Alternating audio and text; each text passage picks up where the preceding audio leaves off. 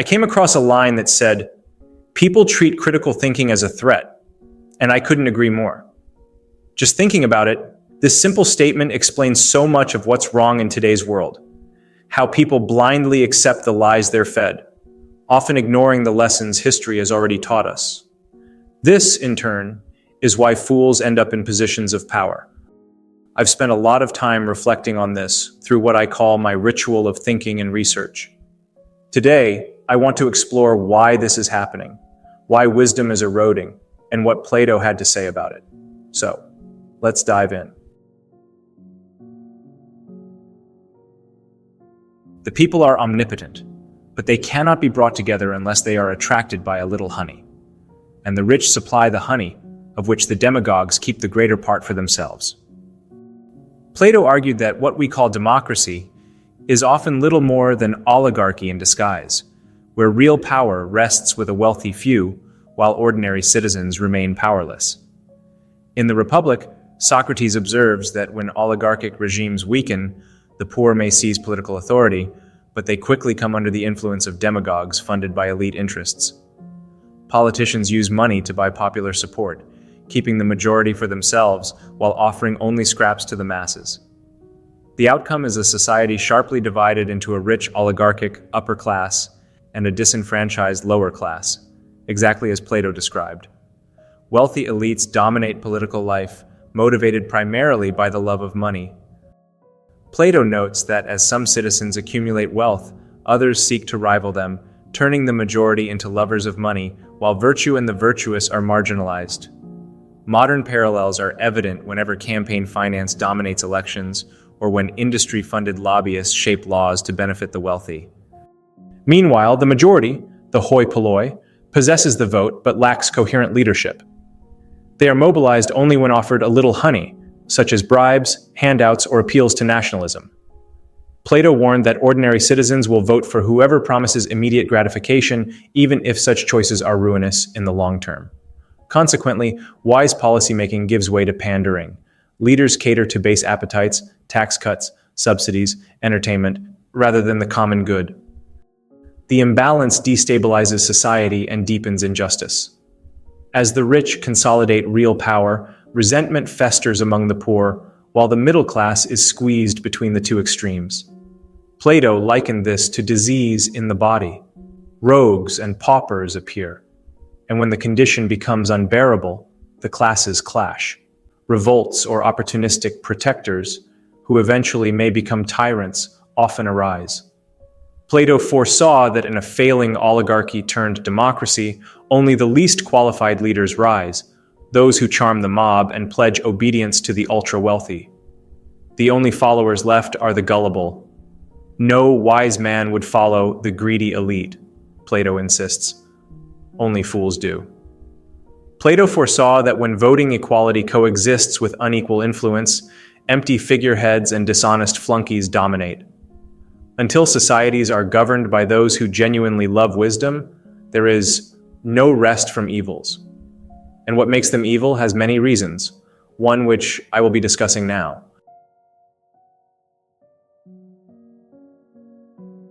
If you kill me, you will not easily find another like me. Plato identified a fatal flaw in governance. Leaders often lack real education in statesmanship or virtue. It is like letting an untrained amateur perform surgery. If a doctor-to-be is not rigorously trained, we would never allow him to operate on patients. Yet in many democracies, there is no equivalent process to ensure leaders are prepared for the immense responsibilities of guiding a city. This neglect, Plato warned, produces disasters because cautious, educated voices are drowned out by loud, unthinking demagogues. Historical examples illustrate his concern. Phocion, an Athenian general and student of Plato, was renowned for prudence and moral integrity. During wars with Macedonia, he repeatedly urged negotiation and caution, but his peers, including Demosthenes, ignored him. When Philip of Macedon offered generous peace terms, Phocion pleaded with Athens to accept and prevent unnecessary bloodshed. After Demosthenes won the debate, Phocion famously remarked, "If I had been listened to before, the Athenians wouldn't need to be discussing such things." Despite his wisdom, the citizens exiled him, only later recalling him by dint of entreaties and tears to guide the city after a crushing defeat.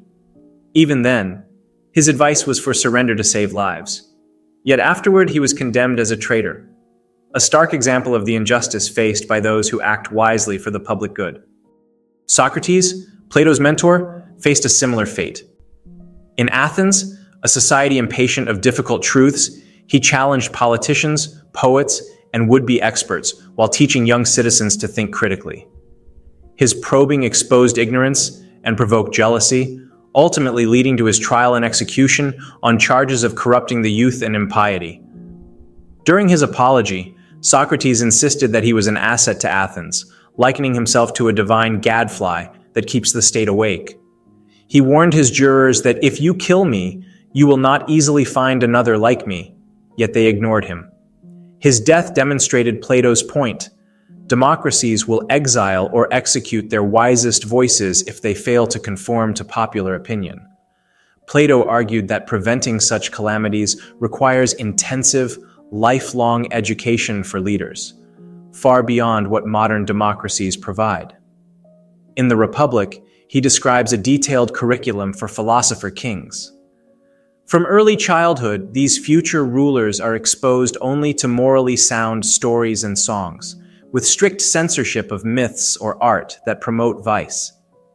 Socrates warns that a young thing can't judge what is hidden, and what he takes into his opinions at that age has a tendency to become hard to eradicate. Children's souls are molded like noble puppies, taught to love what is truly noble. The curriculum trains them to assimilate to the model whose stamp society considers best, ensuring they love justice, not personal gain. But today, the problem persists. Leaders often rise through fame, inheritance, or ambition with little ethical or philosophical training. Expert voices are ignored, and unprepared individuals occupy positions of immense responsibility. Plato's warning resonates clearly. When the state cares little for the training of its statesmen, mediocrity prevails, wisdom is sidelined, and societies are left vulnerable to the consequences of uneducated and self-serving leadership.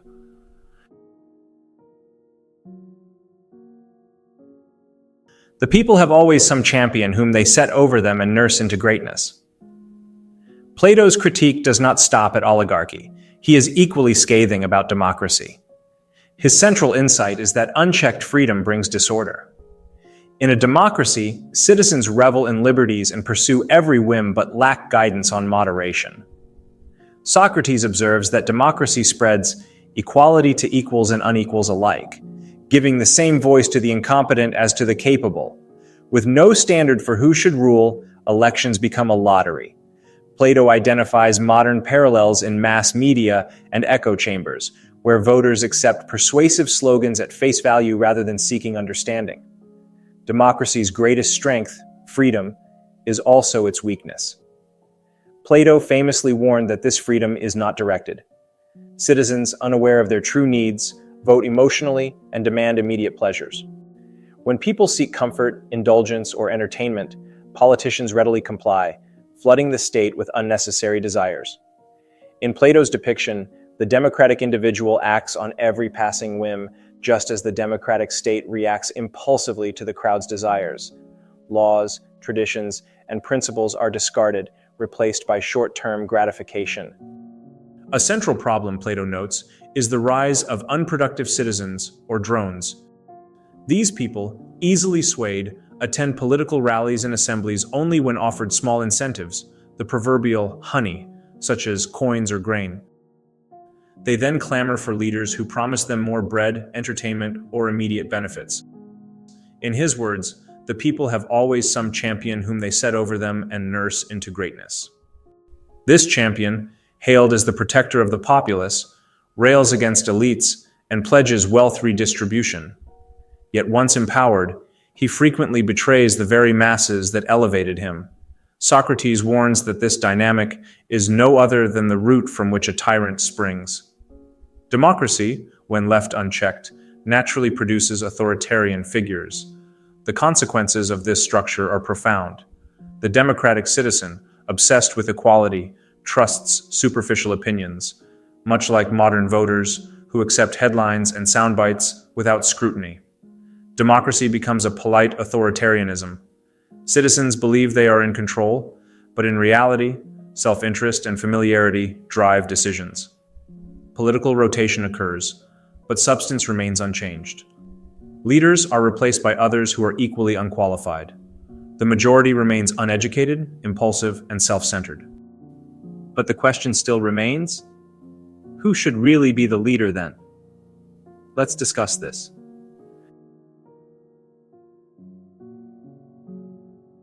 Until philosophers rule as kings, or kings genuinely philosophize, cities will have no rest from evils. If wealth-based oligarchy and unchecked democracy both fail, Plato asks, who is truly fit to govern? His answer is radical: philosophers, not professors hiding in ivory towers, but genuine lovers of wisdom who rule not for personal gain, but for the common good.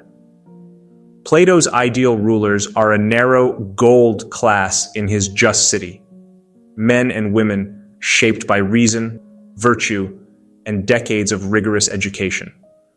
Only those who love learning and truth can create a peaceful, flourishing state. A philosopher in Plato's sense is not simply someone who writes or debates. He is someone who relentlessly pursues truth and moral excellence, morally free from the greed and lust that tempts others to abuse power. Philosophers value understanding over wealth or status. In Socrates' allegory, they are those who turn from the shadows of illusion to behold reality, the form of the good. The virtues of courage, temperance, and honesty reside in their souls, alongside a deep passion for learning. Power is wielded not to enrich themselves, but to uplift society. Plato emphasizes that philosopher rulers must be courageous and selfless. Unlike timid dreamers, they must stand firm against corruption and external threats. Their love of truth may compel them to oppose the crowd, but their courage is guided by reason. They know which battles are worth fighting and which are folly. Their goal is the public good, not personal honor. Plato imagines them as reluctant leaders. Only those who do not crave authority can be trusted with it. Leadership is accepted out of duty and conviction, not ambition. Intellectual preparation is paramount. Philosopher kings undergo the most extensive education imaginable: decades of mathematics, dialectic, and contemplation of abstract forms. By the end, they can gain full knowledge of reality, grasping what is truly good, just, and noble. This knowledge transforms their character. They perceive beyond appearances and lies. In Book 7's famous cave allegory, the philosopher escapes shadows to see the sun, symbolizing the form of the good. Enlightened, they guide the ship of state through knowledge, not whim. Such minds are rare. Plato's educational system exists precisely to cultivate this handful of individuals per generation. A virtuous lifestyle reinforces their moral integrity. Plato's gold-class rulers reject personal luxuries, living communally and sharing possessions, families, and responsibilities with fellow guardians. By subsisting on minimal provisions, they avoid attachment to money. Their reward is inner wealth, the harmony and flourishing of the city. Even after death, they are honored as heroes. Plato envisions them as intelligent, incorruptible, tireless in service, and devoted to the public good. Plato insists that only philosopher leaders can restore trust in governance eroded by oligarchy or democratic failure. Unlike the idiot rulers bred by ignorance and superficial popularity, philosopher kings understand justice in depth and act accordingly.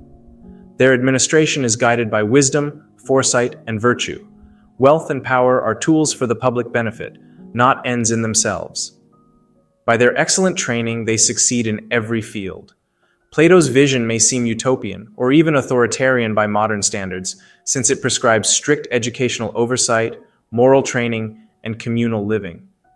Yet the core concern is timeless. Without enlightened leadership, society will continue to elevate the foolish and reject the truly wise. Philosopher kings, in Plato's eyes, remain the only reliable defense against incompetent governance and the erosion of virtue.